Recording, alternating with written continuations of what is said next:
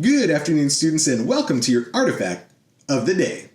I'm your professor, Dr. Rob Steffen, and today we are going to take a look at the Mask of Agamemnon from the site of Mycenae. Now, few artifacts capture the imagination quite like the Mask of Agamemnon. It was discovered in 1876 by Heinrich Schliemann at the site of Mycenae. And this solid gold funerary mask became one of the most famous artifacts from the entire Bronze Age.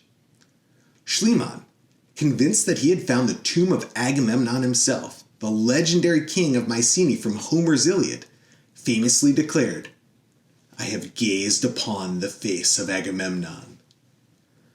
But is this truly his mask? Well, today we're going to unravel the story behind this stunning relic and its place in Mycenaean history.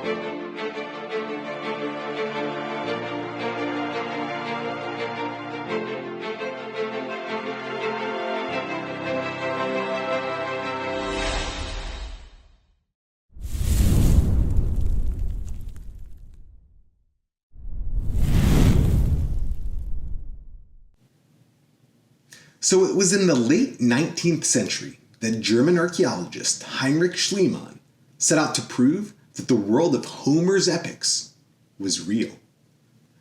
After his controversial excavations at the site of Troy, he turned to Mycenae, where he unearthed several royal shaft graves filled with gold, weapons, and jewelry. Now, among the treasures was this golden mask, buried with an elite Mycenaean ruler and dating to sometime in the 16th century BC, between 1600 and 1500 BC.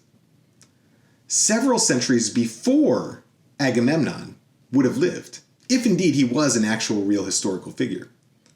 Nonetheless, the name stuck, and the mask remains one of the most iconic finds in all of Greek archaeology.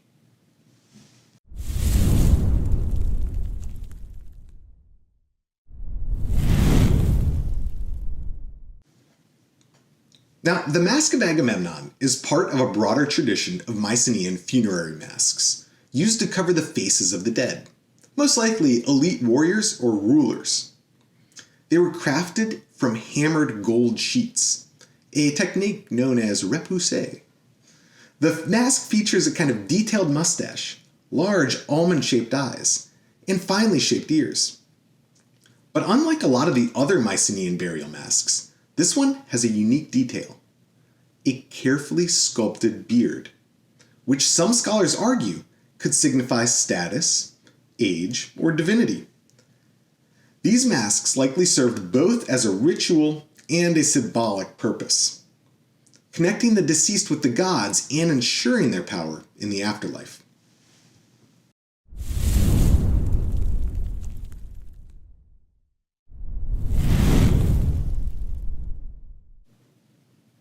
Now, not everyone is convinced that the Mask of Agamemnon is entirely authentic. Not just that it didn't belong to Agamemnon himself, but they're saying it's not even an ancient artifact. So some scholars argue that it looks too detailed and too lifelike compared to the other Mycenaean death masks, leading to speculation that Schliemann may have altered or even entirely fabricated some of its features. While there's no conclusive proof of forgery, the debate raises questions about how 19th century archaeologists shaped narratives to fit their discoveries. Whether or not the mask was modified, its artistic quality and craftsmanship remain a testament to the wealth and power of Mycenaean rulers.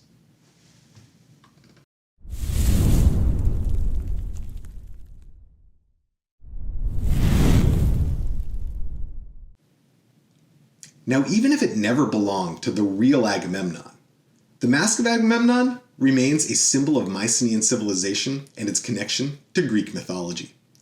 Today, It's housed in the National Archaeological Museum in Athens, where it continues to captivate visitors from around the world. It reminds us that archaeology, it's not just about digging up artifacts. It's about interpreting the past, questioning assumptions, and understanding how history is written. So next time you see an image of this gold mask, remember, it may not belong to Agamemnon, but it represents the legendary world of Mycenae, where history and myth collide. And now, my friend, you are an artifact expert.